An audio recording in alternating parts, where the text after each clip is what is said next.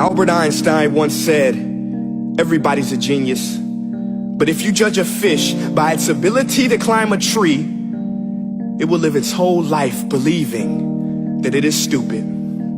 Ladies and gentlemen of the jury, today on trial we have modern day schooling. Glad you could come. Not only does he make fish climb trees, but also makes them climb down and do a 10-mile run. Tell me, school, are you proud of the things you've done?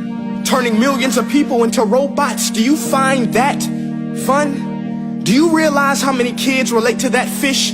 Swimming upstream in class, never finding their gifts, thinking they are stupid, believing they are useless? Well, the time has come, no more excuses. I call school to the stand and accuse him of killing creativity, individuality, and being intellectually abusive. He's an ancient institution that has outlived his usage. So, Your Honor, this concludes my opening statement, and if I may present the evidence of my case, I will prove it. Proceed. Exhibit A. Here's a modern day phone. Recognize it? Here's a phone from 150 years ago. Big difference, right? Stay with me. Here's a car from today, and here's a car from 150 years ago. Big difference, right? Well, get this. Here's a classroom of today, and here's a class we used 150 years ago. Now ain't that a shame? In literally more than a century, nothing has changed.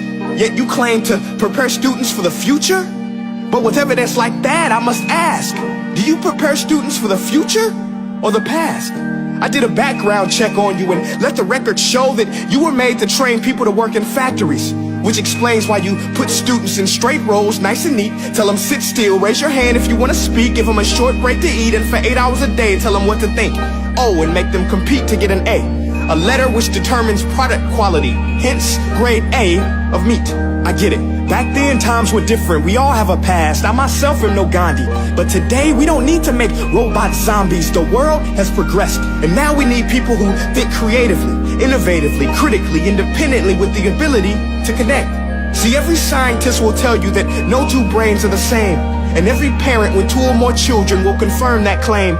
So please explain why you treat students like cookie cutter frames or snapback hats, giving them this one-size-fits-all crap. Watch your language. Sorry, Your Honor, but if a doctor prescribed the exact same medicine to all of his patients, the results will be tragic. So many people will get sick, yet when it comes to school, this is exactly what happens. This educational malpractice, where one teacher stands in front of 20 kids, each one having different strengths, different needs, different gifts, different dreams, and you teach the same thing the same way? That's horrific. Ladies and gentlemen, the defendant should not be acquitted. This may be one of the worst criminal offenses ever to be committed. And let's mention the way you treat your employees. Objection. Overruled. I want to hear this. It's a shame. I mean, teachers have the most important job on the planet, yet they're underpaid? No wonder so many students are short-changed. Let's be honest, teachers should earn just as much as doctors, because a doctor can do heart surgery and save the life of a kid, but a great teacher can reach the heart of that kid and allow him to truly live. See, teachers are heroes that often get blamed, but they're not the problem. They work in a system without many options or rights. Curriculums are created by policymakers, most of which have never taught a day in their life. Just obsessed with standardized tests. They think bubbling in a multiple choice question will determine success. That's outlandish. In fact, these tests are too crude to be used and should be abandoned, but don't take my word for it.